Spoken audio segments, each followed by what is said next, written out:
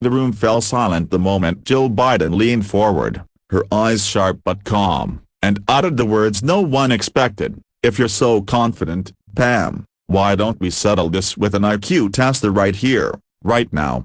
The audience gasped. Cameras clicked like 100 tiny hammers, recording every flinch, every breath, every twitch of the two women who now stood at the center of America's attention. Jill Biden, First Lady, an educator with decades of teaching behind her, had grown tired of being dismissed as just a teacher. Pam Bondi, the fiery former Attorney General, had been mocking her credentials for weeks on national television, calling her unqualified and weak-minded. That night, their feud had come to a boiling point. Pam smirked, her confidence unshaken. "Gladly," she said, tossing her blonde hair over her shoulder. "I'll take that challenge." The moderator, caught between shock and glee, scrambled to make it happen. Within moments, a proctor appeared with a quick, standardized intelligence test, a shortened version used in televised debates to measure reasoning and logic under pressure. The crowd leaned forward, buzzing with anticipation. The women were handed their booklets,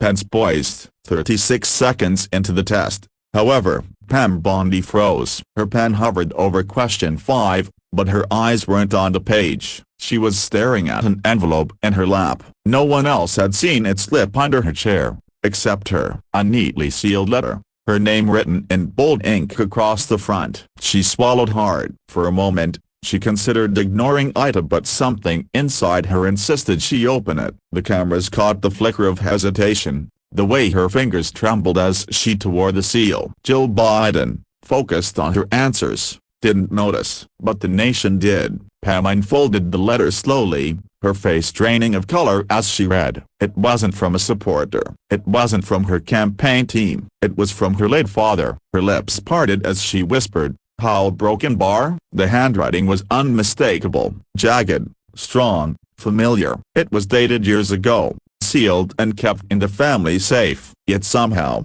it had found its way here, into her hands at this exact moment. The words pierced her heart. "Pamela, if you're reading this, I'm no longer with you. I want you to remember what I always told you. Life is not about proving you're the smartest in the room. It's about proving you have the heart to make others feel seen." Intelligence fades, beauty fades, power fades, but kindness endures. Don't let ambition turn you cold. Don't let pride blind you to grace. Her vision blurred with tears. She remembered her father's stern voice, his calloused hands, the way he always reminded her to be human first, lawyer second. The crowd noticed her shaking. Jill Biden finally looked up, confusion flickering across her face. Pam folded the letter back up, pressing it against her chest like a shield. The IQ test lay unfinished on the table. When the moderator asked if she was continuing, Pam shook her head. "No," she whispered hoarsely. "He's a broken bar. This isn't what matters." The audience stirred. Some were disappointed, others leaned in,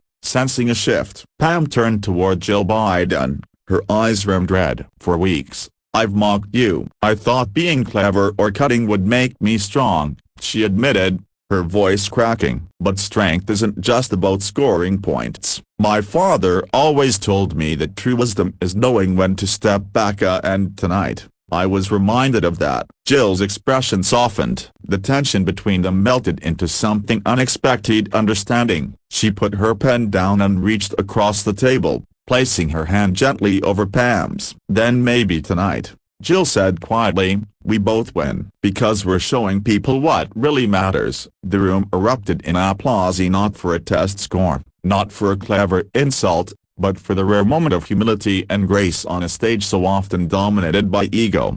Pam Bondi left the podium changed. She knew she would be mocked by some for backing down, but deep in her chest, she felt a peace she hadn't known in years. She clutched the letter all the way home, hearing her father's words echoing like a compass inside her. And Jill Biden? She walked off stage with her head held high, not because she had proven herself intellectually superior, but because she had proven that empathy and dignity always outweigh pride.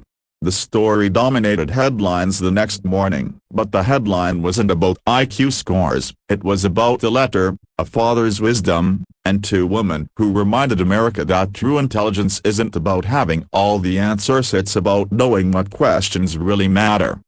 Aodiris's message: pride fades, arguments end, but humility and kindness leave a mark no test score ever could.